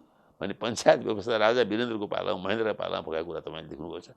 काङ्ग्रेसमा तिनै मानिसहरूलाई पुरस्कृत गरेर जिम्मेवारी प्राप्त भएको त्यो ज्ञानचन्द्र कतरा मामुली जिम्मेदारी हो र फेरि त्यो पनि देशको सर्वोच्च जिम्मेदारी दिने प्रयत्न गरेको छौँ। यस्ता बेलामा कहाँबाट प्राज्ञिक वर्गमा आत्मसम्मान आउँछ? म यहाँको ध्यान नि यहाँ तपाईँलाई नेपाली समाजले जसरी बुझ्ने गर्छ त तपाईँ हुनुहुन्छ त फेरि काङ्ग्रेसमा। नेपाली काङ्ग्रेस त्यो पार्टी छोड्न नसक्ने परिस्थिति या विकल्पको बारेमा जसरी यहाँले इनफ इज इनफको कुरा गर्नुभयो, गोविन्द केसीको कुरा गर्नुभयो, नेपाली समाज त्यो विकल्प खोज्ने अवस्थामा प्रवेश गरेको त्यो आभास हुन्छ कि हुँदैन यहाँलाई? एकदम तीव्र। यसको कुनै सम्बन्ध नेपाली काङ्ग्रेससँग छैन, नेकपासँग छैन। नेपाली समाज तीव्र गतिले विकल्पको गन्तव्यमा जाँदैछ। मेरो एउटै माग के छ, आशा के छ, पुकारा के छ भने त्यो विकल्प खोज्दाखेरि हामीले आजको देशकालको परिस्थिति बुझेर, विश्व स्थिति बुझेर, विश्व दृष्टि बनाएर गऱ्यौँ भने अनि नेपालको कल्याण हुन्छ, अनि नेपाल सही बाटो। राजनीतिक हिसाबले जुन तन्त्रमा हामी छौँ यो थेगिनेवाला छैन भन्ने अर्थ लगाउने अहिलेको तन्त्र त्यही नै हो। अर्थ लगाउने हो भने त्यही हो, थेगिनेवाला छैन। विकल्प एकदम सुगम विकल्प एज अ नेपाल देश र आम नागरिकलाई केन्द्रमा राखेर भन्दा सुगम विकल्प के हुनु? विकल्प त कहिले पनि सुगम हुँदैन। विकल्प दुर्गम नै हुन्छ। दुर्गम विकल्प हुँदा नि मलाई के लाग्छ भने कतिपय कुरा राइटिङ अन द वाल भन्छन्, देखिएको छ। अहिले शासक वर्गलाई, हाम्रो नेतृवर्गलाई, यो नेकपाको नेतालाई, हाम्रो पार्टीको नेतालाई के भन्छु भने जुन ठुलो आशा विश्वासले 62-63 जनता सडकमा आए, सडकभरि हेर्दाखेरि चप्पलै चप्पल, जुत्तै जुत्ता थिए, तिनै मानिस भन्दैछन् यसका निमित्त त हामीले आएको होइन नि त, हामीले चाहेको यो होइन भन्दैन। त उनीहरूले त भन्दैछन् भनेको मतलब फेरि उनीहरूले के चाहेको त्यो पनि उनीहरू स्पष्ट छैन। अहिले पनि नेतृत्वलाई मौका छ, किन त्यो गाइड गर्ने मानिस अथवा नेतृत्वको अभावको कारणले त्यो बोल्न नसकिराखे? गाइड गर्ने भन्नाले के हुन्छ भने जहिले ज्यादै तपाईँ गाइडेन्समा भर पर्नुभयो भने फेरि अधिनायकवाद आउँछ। त्यो होइन, एउटा संवाद, समाजमा संवाद, जुन संवादमा वृद्धले पनि आफूले गरे उपलब्धिलाई पनि गनाए भो, अलिकति यहाँ चाहिँ त्रुटि भयो कि भनेर आत्मसमीक्षा हुनु पर्यो। युवालाई पनि के बुझ्नु पर्यो भने हाम्रो जोस एकदम चाहिएको छ समाजलाई, अलिकति हामीले होस पनि गर्नु परेछ भन्ने जरुरत छ। त मलाई लाग्छ आज भइरहेको छ। तपाईँलाई थाहा छ म काङ्ग्रेसी हुँ, तर मलाई लाग्छ कि माओवादीको जनयुद्धको जुन अनुभव छ त्यो मामुली छैन। मधेसको विद्रोह पनि सानो कुरा छैन। जनजातिले जुन लडिरहेका छन् विभिन्न सङ्गठन, काङ्ग्रेसले उदारवाद बचाएको छ, लेख्ने बोल्ने आजादी बचाएको छ। काङ्ग्रेसको गतिशील उदारवाद र विभिन्न पार्टीमा रहेर नरहेर जुन दलित, महिला, जनजाति र अनेकन बुद्धिजीवी पनि जुन ल्याएका मागहरू छन् तिनलाई समन्वय गर्ने काम तपाईँहरू जस्ता प्रखर पत्रकारहरूले, प्रतिबद्ध पत्रकारहरूले गर्नुभयो भने मलाई लाग्छ बाटो निस्किन्छ। म 3वटा विषय म कार्यक्रमको अन्त्यतिर आएँ, 3वटा विषय यहाँसँग उठान गर्छु। नेपाली काङ्ग्रेसले त्यो वैचारिक धरातलबाट डिरेल भयो, त्यो ट्र्याक आउट भयो, फलत यो अवस्थामा प्रवेश गर्यो। मानिस उदाहरण दिने गर्दा फेरि पनि त्यहाँ बिपीको कुरा गर्छन्। बिपीले कल्पना गरेको वामपन्थी, आफूलाई कम्युनिस्ट हौँ भन्नेहरूसँगको सहयात्रा र त्यो दूरीको कुरा गर्नुभयो, त्यहाँबाट च्युत भयो। दोस्रो, काहीँ न काहीँ फेरि यसलाई अन्यथा नटान्नु होला, राजतन्त्र वैधानिक कुनै न कुनै ढङ्गको राजाको कल्पना, बिपीको त्यो निरन्तरताको बारेमा पनि मानिस टिप्पणी गर्छ। नेपाली काङ्ग्रेसमा नि यो बहस छलफल हुने गर्छ। अनि प्रदीप गिरी एज अ त्यो तहमा मानिस, जो एउटा विचारक मानिसले त्यसरी बुझ्ने व्यक्ति, त्यो काङ्ग्रेसको दायराभित्र निरन्तर रहिरहनुपर्ने बाध्यता एज अ प्रदीप गिरीलाई के छ भन्ने यो पनि एउटा जिज्ञासा हो। कृपया मैले 3टा कुरा भन्नुभयो। 3टा कुरा के भन्नुभयो भने बिपीले राजाप्रति पनि सकारात्मक दृष्टिकोण लिनुभएको थियो, तर कम्युनिस्टप्रति नकारात्मक दृष्टिकोण लिनुभएको थियो। ठिक छ, त्यति बेला एकदम ठिक हो, तपाईँले भनेको कुरा ठिक हो, बिपीले त्यसै गर्नुभएको थियो। त बिपीको देहान्तपछि सोभियत युनियन विघटन भयो। बिपीलाई कम्युनिस्ट भन्दाखेरि सोभियत युनियनको एजेन्टहरू, सोभियत युनियनका नामले देशमा शासन सत्ता चलाउन खोज्ने, उनीहरूसँग सहयोग लिने भन्ने बिपीको धारणा थियो। अफगानिस्तानबाट उहाँ आतङ्कित हुनुहुन्थ्यो, सुन्नुहोस्, र यहाँ उहाँले अडिट फर्मुला भन्ने शब्द चलाउनु भयो त्यो सुन्नुहोस्। नेपालमा लोकतन्त्र आउँदा सोभियत युनियन धराशायी भइसकेको थियो, नम्बर 1। अर्को तपाईँले राजा राजाको बारेमा मेरो भनाइ के छ भने राजतन्त्र नेपालमा न नेकपाले खत्तम गरे हो, आई मिन माओवादीले, न नेपाली कङ्ग्रेसले। राजतन्त्र तत्कालीन राजाले नै खत्तम गरेको नाम लिनु परेन मैले, ज्ञानेन्द्रले। किनभने राजतन्त्रको शक्ति त घटेको थियो। शक्ति घटेपछि उनले नयाँ वस्तुस्थितिमा स्वीकार गर्नु पर्थ्यो। सायद थाइल्यान्डको राजा जस्तो बन्नु पर्थ्यो। राजाको पनि जापानको राजा, थाइल्यान्डको राजा, इङ्ल्यान्डको राजा एकनाथको छैन नि त, नेपालको अर्को हुन्थ्यो। त त्यति बेला धेरै शक्ति थिए, बलिया बलिया शक्ति थिए, जो राजालाई त्यति बेलाको भाषामा सेरेमोनियल मोनार्की बस्न त भने पनि थिए। आधिकारिक रूपमा कतिले भनेको थियो, ल भइहाल्यो ज्ञानेन्द्र अलोकप्रिय छन् अथवा पारस अलोकप्रिय छन्, उनकै कुनै सन्तान हुँ भन्ने पनि भावना आएका थिए। र प्रचण्ड र बाबुराम सबभन्दा उग्र गणतन्त्रवादीहरू होइन, त्यतिसम्म राख्दा कि बिग्रिँदैन भन्ने उहाँहरूले मसिँदै गरेका कुरा हो प्रारम्भिक चरणमा। टाढा पनि जानु पर्दैन। र माथि भने हरेक कुरा मैले जानकारीका आधार भनेको छु। अब ऐतिहासिक परिस्थिति बदलियो, बदलेपछि दुईवटा कुरा हाम्रो पार्टीभित्र चलिराखेको छ। छलफल बहसको विषय होइन, केही व्यक्तिले चलाइराखेका थिएन। म क्षमा चाहन्छु, उहाँहरूको अनिमित आस्थाको विषयभन्दा पनि यसो गर्दा बलियो होला भन्ने छ। राजासँग जोडिएको हिन्दूवाद, हिन्दूवादसँग जोडिएको भारतीय राज्य, त्योसँग जोडिएको एन्टी कम्युनिजम देशमा फैलिएको, त्यो समय अब छैन। समय गतिशील भएको छ। र कुनै एक समय बिपीले भन्नुभयो कुरालाई ती ट्याक्क पक्रेर काम चल्दैन। बिपी आज रहनु भएको भए त्यही गर्नुहुन्थ्यो यस प्रश्नमा भने जो गिरिजाओली गरेर जानुभयो। बिपी जीवित रहेको भए यही अवस्था यस्तै ढङ्गले सोच्नुहुन्थ्यो। आज किन ल्याउनुहुन्छ 1963-64 भन्नुहोस् न। के भने कदाचित जसरी त्यति बेला गिरिजाऊ पदका लागि एकदमै लालायित भएर पार्टी सभापति पनि नछोड्ने, राष्ट्रपति पनि पाए हुन्थ्यो भन्ने त्यो गर्नु हुँदैन थियो। नेपाली कङ्ग्रेसको अध्यक्षता बिपीले टाइममै छोडिदिनु, किसिमलाई जिम्मा दिनु, अलिक भोगाना भए राष्ट्र नेता बन्ने कोसिस गर्नुहुन्थ्यो होला, झन् सजिलो हुन्थ्यो। होइन भने सिद्धान्त त गणतन्त्र र कम्युनिस्टसितको सहकार्यबाट भाग्नुहुने थिएन। त त्यो सहकार्य गर्दाखेरि उहाँले राजनीतिमा सम्झौता गर्नुहुने थिएन, आर्थिक नीतिमा गर्नुहुने थियो। बिपीको प्रसिद्ध कथन छ, म नेपालको राजनीतिक प्रोग्राम लेख्छु, कम्युनिस्टले आर्थिक प्रोग्राम लेख्नु। तपाईँले सुने होला त। म ठिक अन्त्यमा दुईवटा प्रश्न गरेर अनि म कार्यक्रम अन्त्य गरेँ। फेरि पनि मैले क्षमा चाहेँ, अघि पनि मैले अन्त्य भनेको थिएँ, तर दोस्रो पटक मलाई तपाईँ यो काङ्ग्रेसको दायराबाट निस्कन सक्ने एज अ दलको हिसाबले त्यो अवस्थामा पुग्ने कुनै स्थिति बन्छ कि? एक। दोस्रो, नेपाल कम्युनिस्ट पार्टी नेकपा यो एकताको कुरा अनि यो अहिले देखा परेको यो पार्टीभित्रको आन्तरिक द्वन्द्व, यो मूल विषयलाई यसलाई कसरी हेर्नु? पहिलो कुरा त म स्पष्टीकरण गरौँ।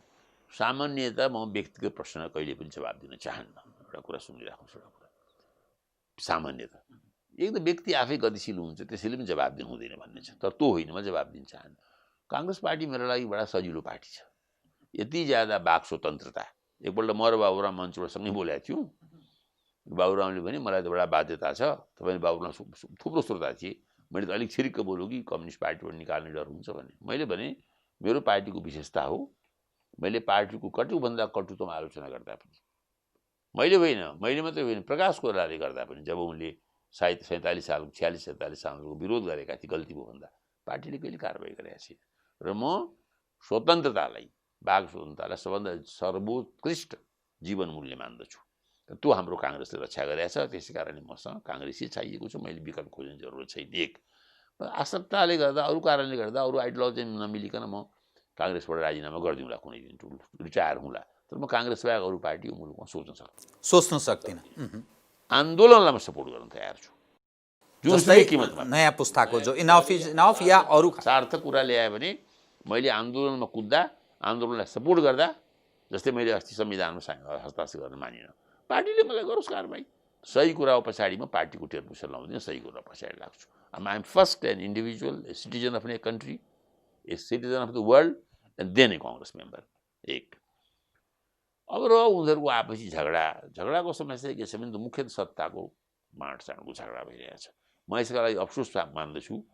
म प्रधानमन्त्री ओलीलाई व्यक्तिगत रूपमा एउटा मित्रका रूपमा चिन्दछु, मन पराउँछु। बडा उहाँ वार्म, त्यसलाई के भन्छ, हुनुहुन्छ, न्यानो मान्छे हुनुहुन्छ, कमसेकम मेरो लागि। अब र अध्यक्ष प्रचण्डले यत्रो ठुलो रूपान्तरणको एजेन्डा ल्याए, उनले रूपान्तरणको सवालमा अडिए राख्लान् भन्ने मैले सोचेको थिएँ। अहिले पनि अडिनु भन्ने इच्छा छ। तर दुर्भाग्यवश अहिले उनले जुन जोगी आए पनि कहानी चिरेको जस्तो गर्नुभएको छ। यसको लागि मलाई हार्दिक अफसोस पनि छ। अरू यहाँभन्दा बढ्दा उनीहरूको आन्तरिक झगडामा टिप्पणी गर्न चाहन्न म। काङ्ग्रेसको महाधिवेशन अब अहिलेसम्म त फागुनमा हुँदैन भन्ने आम धारणा छ। रामचन्द्रजीले पुरानै सदस्य पुरानैलाई भन्नुभयो अब होला फागुन नभए जेठमा होला, जेठमा अर्को फागुनमा होला, त्यसै पनि मुख्य कुरो के छ भने यदि अधिवेशन यही रूपमा हुने हो, कुनै विचार बिना, कुनै वैकल्पिक बाटो बिना, कुनै अगाडिको सपना बिना, चुनाव त जित्ला काङ्ग्रेसले 3 वर्षपछि, ठुलो कुरो छैन 2 वर्षपछि। तर तपाईँले एमालेको सट्टा एमालेको बी टिम भएर लाग्नुभयो भने, बी टिम भन्छ नि त, बी टिम भएर लाग्नुभयो भने, जसरी कुनै जमानामा नेकपा एमालेलाई भन्थ्यो, नेपालले त काङ्ग्रेसको बी टिम हो भन्थ्यो, त्यस्तो थियो नि पोलिसी। अहिले दुर्भाग्यवश अहिले हामी नेकपाको बी टिम जस्तो भएर काम गर्दैछौँ। त्यो अधिवेशन होस्, कोही सभापति होस् नहोस्, ठुलो कुरो हुँदैन भन्ने कुरो तपाईँको श्रोतालाई बताइदिन चाहन्छु। हस्, बहुत धन्यवाद छ यहाँलाई। आदरणीय दर्शकवृन्द, उहाँ हुनुहुन्थ्यो प्रदीप गिरी, विचारक, समसामयिक विषयलाई केन्द्रमा राखेर सत्यको निकट पुग्ने गरी गरिएको संवाद। म लगायत मेरो सम्पूर्ण युनिटलाई कार्यक्रमबाट बिदा दिनुहोस्। नमस्कार।